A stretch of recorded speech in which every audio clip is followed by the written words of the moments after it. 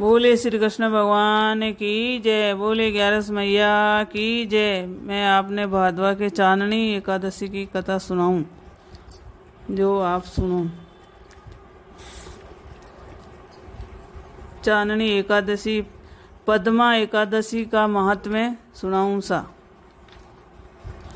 युधिष्ठिर ने पूछा, केशव, भाद्र मास के शुक्ल पक्ष में जो एकादशी होती है उसका क्या नाम है, कौन देवता और कैसी विधि है, ये बताइए। भगवान श्री कृष्ण बोले, राजन, इस विषय में मैं तुम्हें आश्चर्यजनक कथा सुनाता हूँ, जिसे ब्रह्मा जी ने महात्मा नारद से कहा था। नारद जी ने पूछा, चतुर्मुख, आपको नमस्कार है। मैं भगवान विष्णु की आराधना के लिए आपके मुख से ये सुनना चाहता हूँ कि भाद्रपद मास के शुक्ल पक्ष में कौन सी एकादशी होती है। ब्रह्मा जी ने कहा, मुनिश्रेष्ठ, तुमने बहुत उत्तम बात पूछी है। क्यों न हो वैष्णव जो ठहरे।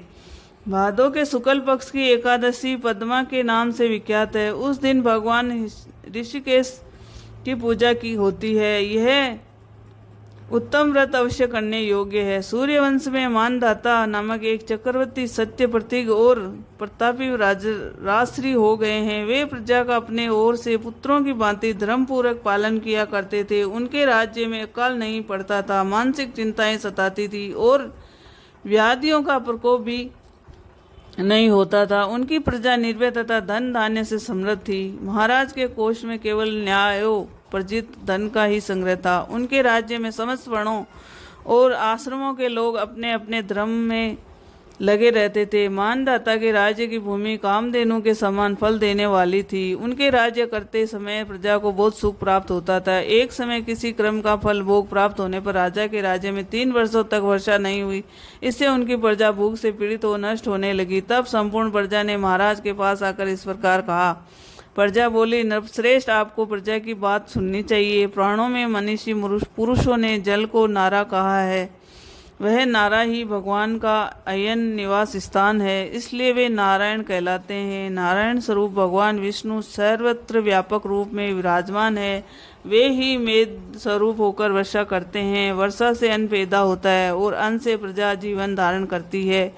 नरश्रेष्ठ, इस समय अन्न के बिना प्रजा का नाश हो रहा है, तो ऐसा कोई उपाय कीजिए जिससे हमारे योग क्षेम का निर्वाह हो। राजा ने कहा, आप लोगों का कथन सत्य है, क्योंकि अन्न को ब्रह्मा कहा गया। अन्न से प्राणी उत्पन्न होते हैं और अन्न से ही जगत जीवन धारण करता है।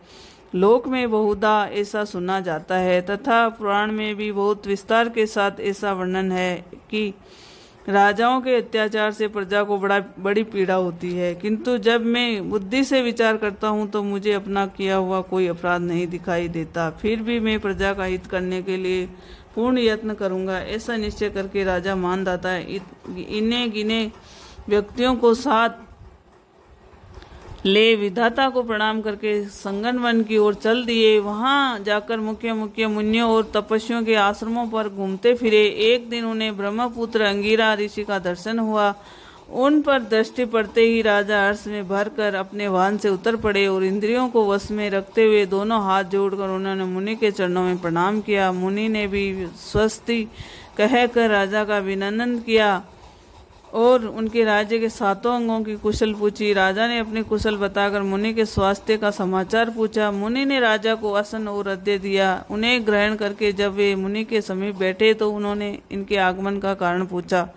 तब राजा ने कहा, भगवान, मैं धर्मानुकूल प्रणाली से पृथ्वी का पालन कर रहा था, फिर भी मेरे राज्य में वर्षा का अभाव हो गया। इसका क्या कारण है, इस बात को मैं नहीं जानता। ऋषि बोले, राजन, ये सब युगों में उत्तम सतयुग है। इसमें सब लोग परमात्मा के चिंतन में लगे रहते हैं तथा इस समय धर्म अपने चारों चरणों से युक्त होता है। इस युग में केवल ब्राह्मण ही तपस्वी होते हैं, दूसरे लोग नहीं। किंतु महाराज, तुम्हारे राज्य में यह शूद्र तपस्या करता है, इसी कारण वेग पानी नहीं बरसाते।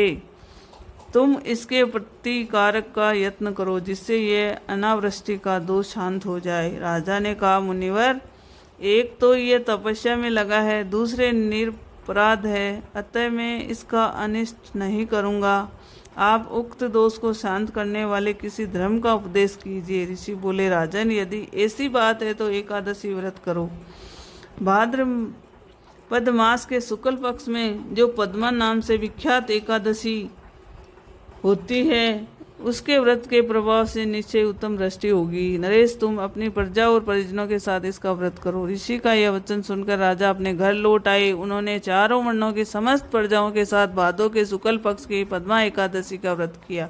इस प्रकार व्रत करने पर मेघ पानी बरसाने लगे, पृथ्वी जल से आप्लावित हो गई और हरी भरी खेती से सुशोभित होने लगी। उस व्रत के प्रभाव से सब लोग सुखी हो गए। भगवान श्री कृष्ण कहते हैं, राजन, इस कारण इस उत्तम व्रत का अनुष्ठान अवश्य करना चाहिए।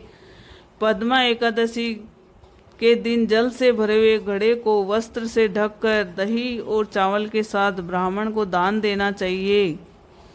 साथ ही छाता और जूता भी देने चाहिए। दान